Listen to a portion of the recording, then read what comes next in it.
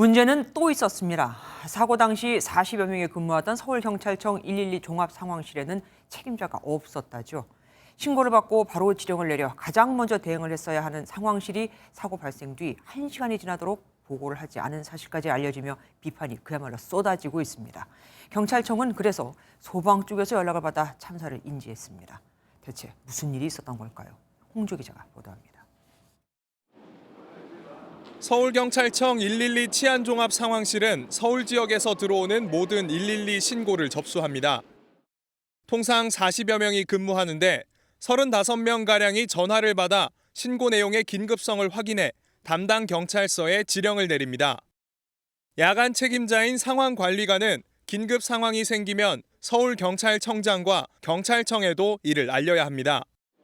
사고가 발생한 밤 10시 15분, 당시 상황관리관 당직 근무를 하던 류미진 총경은 상황실에 없었습니다.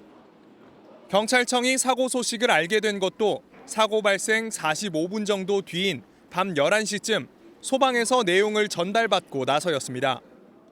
당시 현장에서는 이미 수십 명의 심정지 환자가 발생한 뒤였는데 자신의 사무실에 있던 상황관리관 유 총경은 사고 후 1시간 24분이 지나서야 상황실로 돌아왔습니다. 김광호 서울경찰청장도 사고 직후 112 상황실에 보고는 없었다며 용산경찰서장에게 먼저 상황을 보고받아 이후 직접 상황실에 지시를 내렸다고 전했습니다.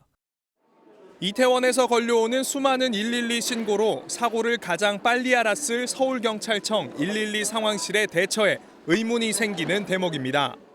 경찰서장과 서울청 상황실이 상황관리관의 상황관리 체제와 지원 도구 등에 대해서 일부 감찰에서 좀 문제점이 있는 것이 확인이 됐습니다.